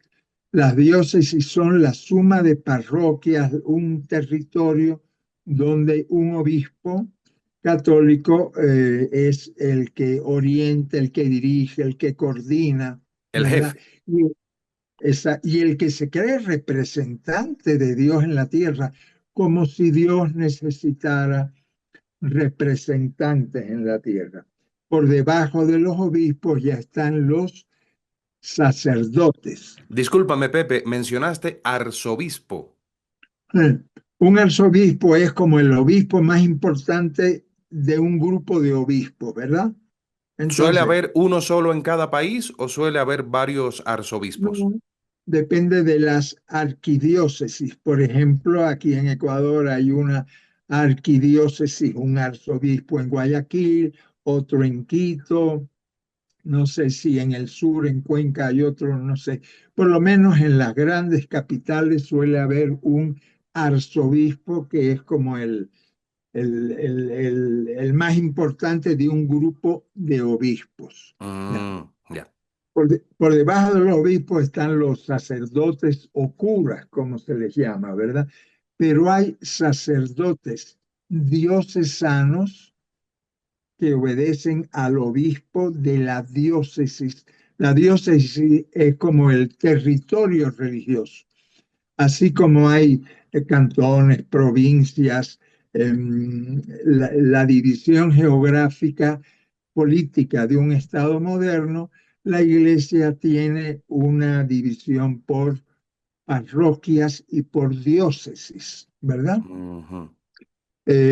Entonces, los sacerdotes que pertenecen a una diócesis tienen un obispo, pero esos son los sacerdotes diocesanos. Hay otros sacerdotes que están en las congregaciones religiosas. Las congregaciones, las congregaciones religiosas tienen, perdón, su superior religioso. Por ejemplo, los dominicos tienen un superior de la congregación dominica de Santo Domingo de Guzmán. Los jesuitas tienen un superior jesuita de la Compañía de Jesús. Los agustinos, así cada congregación religiosa tiene superiores o superioras, porque hay congregaciones femeninas y bastantes, ¿verdad? Que tienen sus superioras o superiores. En las congregaciones masculinas se ordenan, en la mayoría de ellas, sacerdotes. Y eso se llaman sacerdotes religiosos, porque en realidad no obedecen al obispo diocesano, sino a su superior religioso. Y las monjas, bueno, las monjas o religiosas obedecen a su superiora religiosa. ¿Y a quién se subordina el padre superior o el cura superior de esa congregación? Si no se subordina El, al obispo. el padre superior no se subordina al obispo, pero está en coordinación con él, porque son todos católicos. En realidad, los superiores religiosos se subordinan al Papa. Directo con el Papa. Sí, ¿Y esto no crea conflicto de intereses? sí, claro. Por ejemplo, cuando la Compañía de Jesús tenía como padre superior a Pedro Arrupe, un español vasco progresista de la teología de la liberación, Juan Pablo II, enemigo a muerte de la teología de la liberación, lo humilló, lo desacreditó, lo cambió, hizo barbaridades con Pedro Arrupe, porque Pedro Arrupe al único al que le debía obediencia era el Papa, y desgraciadamente la Iglesia tenía entonces a Juan Pablo, perdón, tenía desgraciadamente a Juan Pablo II, un ultraconservador polaco que se dio a la tarea de destruir la teología de la liberación latinoamericana, y se dio a la tarea también de proteger a todos los curas pedófilos de América Latina y de otros países. Mucha gente o muchas personas tienen una imagen idílica del proceso de selección de un papa. Mucha gente tiene esa imagen de que el papa es elegido por una serie de, digamos, cuestiones divinas, de que es una persona tocada por Dios, que es una persona, y tienen que hacer una selección de entre ellos. Pero a medida que ha avanzado la historia, se ha conocido que realmente dentro de todo esto priman muchos intereses políticos para la selección de un papa, intereses de muchos tipos. ¿Qué hay detrás de la elección de un papa? ¿Qué se mide ahí? ¿Qué se busca ahí en ello? La historia de los papas católicos desde el siglo IV hasta bastante avanzado el siglo XIX es una historia bastante sucia. Los papas fueron responsables de la quema de brujas, de la Inquisición con las torturas más abominables, del robo de las tierras de Europa, la mitad de Europa, con, con un documento falso que inventaron para robarse las tierras europeas. La historia de los papas es bastante truculenta, por poner una palabra. Eso fue mejorando con el tiempo. Hablemos de los buenos papas, por ejemplo, Juan XXIII. Juan XXIII fue un papa bueno, un papa que quiso cambiar la iglesia católica me refiero. Él dijo, hay que abrir las puertas, las ventanas de la iglesia para que corra aire fresco, ¿verdad? Pero después de Juan XXIII vinieron otros que no fueron tan aire fresco como Juan XXIII. ¿Cómo se eligen los papas? Cuando muere un papa, porque los papas además se autoproclamaron vitalicios como reyes, como reyes. El papado es la monarquía más antigua en fin, de toda Europa. Ellos se proclamaron infalibles, no se equivocan, y vitalicios. No los cambia nadie hasta que se mueren. El único que renunció antes de morirse fue Benedicto XVI, que estaba muy cansado, que tenía unas deudas horribles en el Banco del Espíritu Santo y dice, yo mejor renuncio y se fue, ¿verdad? Ese fue el único, pero los otros son vitalicios hasta que se mueran.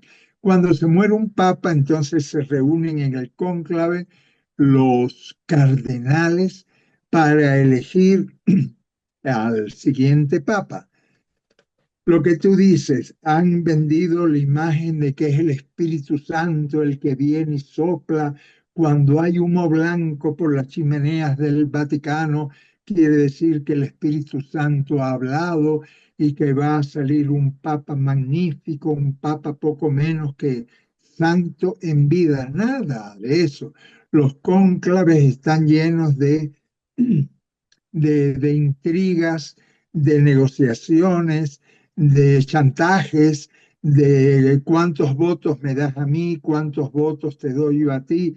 Una política bastante sucia se da dentro de las paredes de la Capilla Sixtina. La Capilla Sixtina que ustedes conocen, que la pintó Miguel Ángel, un gay. Miguel Ángel era homosexual. En esa sagradísima, sacratísima Capilla Sixtina eligen al nuevo Papa, pero ahí no está ni el Espíritu Santo ni nada, sino negociaciones políticas y económicas para ver quién es el siguiente Papa. Ahora han elegido a León XIV, este papa gringo peruano, ¿verdad? Del cual estamos esperando a ver qué es lo que hace, qué es lo que habla, porque hasta ahora sus eh, actividades, sus sermones, sus declaraciones han sido bastante insignificantes. Ni suena ni truena, como dicen en estas tierras. Pepe, hemos hablado hasta ahora de sacerdotes, obispos, cardenales, papa, todo hombres. Pero vamos a hablar ahora de la mujer dentro de la Iglesia Católica. ¿Cuál es la función de las monjas? dentro de la Iglesia Católica? A ver, lo primero que hay que decir es que la Iglesia Católica es una estructura machista, misógina. eh, Me atrevería a decir que es la más machista, misógina y patriarcal que existe hoy día en el planeta Tierra. Es algo increíble. Bueno, no sé si los ayatolas la superan. Pero la Iglesia Católica es bien patriarcal. ¿Qué papel juegan las mujeres dentro de la Iglesia? Ninguno. De decisión, ninguno. De grandes políticas, de decisiones pastorales, ninguno. Las mujeres están, tú me preguntas por las monjas o religiosas son las mujeres que entraron en congregaciones femeninas. Hay tantas, ¿verdad? Estas mujeres entraron y hacen tres votos: pobreza, castidad y obediencia. Con esos tres votos se consagran como religiosas. A veces las llaman esposas de Cristo.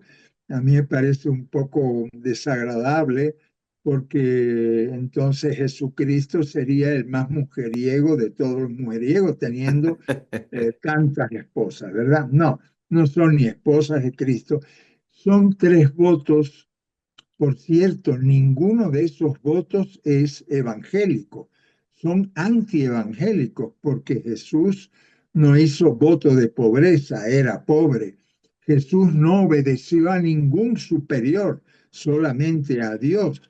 Y Jesús tenía su compañera, María Magdalena, tenía una vida normal, ¿verdad? Entonces, ninguno de esos tres votos es consejo evangélico, pero bueno, son los tres votos que hacen las monjas.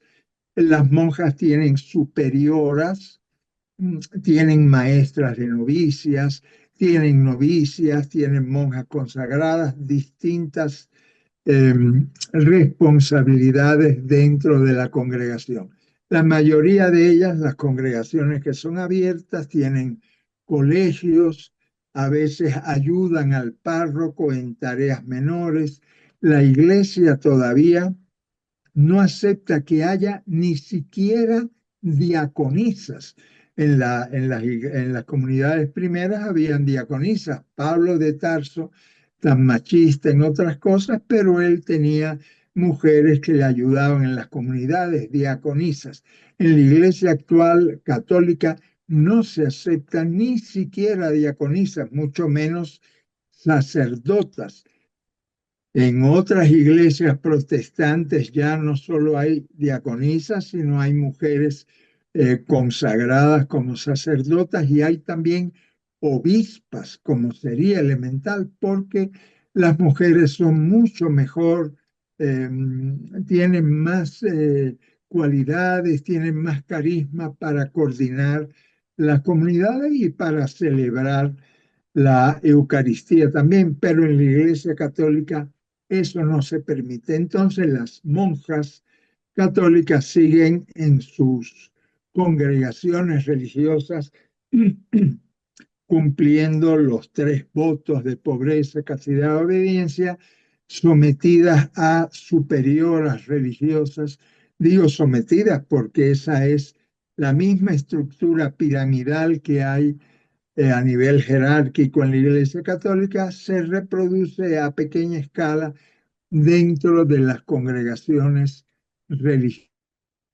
Pero que llegue un día en que no las llamen monjas, ni esposas de Cristo, ni siquiera religiosas, sino que sean mujeres que se visten como todas las mujeres, que ayudan en las tareas de las diferentes iglesias y que tienen los mismos derechos, ojalá que llegue ese día, igualitos derechos que los varones en llegar a ser a celebrar la Eucaristía, en ser obispas, en ser presbíteras, en ser diaconisas. Lo único que no quiero es que sean sacerdotas. ¿Por qué? Porque el sacerdocio, tanto de mujeres como de varones, es antievangélico. Yo sueño con una iglesia donde no hayan ni mujeres ni varones sacerdotes, sino que haya animadores, animadores de la comunidad. Y como animadoras de la comunidad, las mujeres son especialmente capacitadas y capaces para hacerlo. Pepe, ¿las monjas tienen, al igual que los sacerdotes, tienen un sueldo o algo así?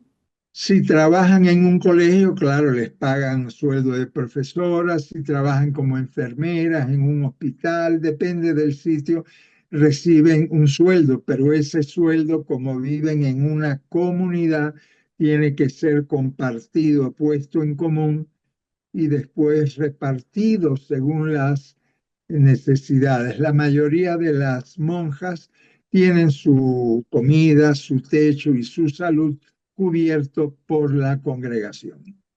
Y cuando ya llega a ser monja, la mujer que llegó a ser monja, ¿tiene que vivir obligatoriamente en un convento o puede vivir en su casa? Hay de las dos formas. Hay congregaciones que se llaman, son como religiosas seculares, ¿verdad? Por ejemplo, las teresianas de Poveda, esta congregación, las teresianas estas viven en sus casas, pero tienen actividades en común, tienen un colegio, tienen un trabajo parroquial, tienen un trabajo pastoral y ahí se reúnen y trabajan. Hay otras modalidades que están metidas en un convento y todavía otra modalidad que es las monjas de clausura, que están metidas en un convento sin salir de ahí, sin hablar con nadie, ni siquiera hablan entre ellas sobre las religiosas y religiosos de clausura, sería para otra entrevista. Pepe, para finalizar, porque siempre me gusta dejar también el deseo de los demás de continuar conversaciones como esta, ¿cuántos años hace que te separaste del sacerdocio? Pues yo salí en el año 77, ha llovido bastante, que Claro, dentro de poco son 50 años, sí. dentro de poco son 50 años. ¿Te volverías a poner la sotana? Jamás, jamás. Cuando era cura me la quité y jamás. ¿Por qué? Porque Jesús nunca se disfrazó de nada. Y la sotana, los hábitos son disfraces para sentirnos diferentes a los demás, para sentirnos superiores a los demás. Jamás. Jesús se decía como se decían los campesinos de su época, todo lo demás son disfraces. Gracias nuevamente por tu gentileza de aceptar la entrevista, por compartir con nuestros suscriptores. Te pido que le des un abrazo de mi parte a Tachi, también para ti, y te esperamos nuevamente por aquí, no sin antes decirles que deben seguir a Pepe en sus redes sociales. Aparece como José Ignacio López Vigil, Pepe el Hereje, en Facebook y TikTok, y en YouTube, Pepe el Hereje, y entre paréntesis, José Ignacio López Vigil. Un abrazo, hermano. Gracias. Abrazo, Giovanni. Chao a todos los herejes y las herejes de este canal.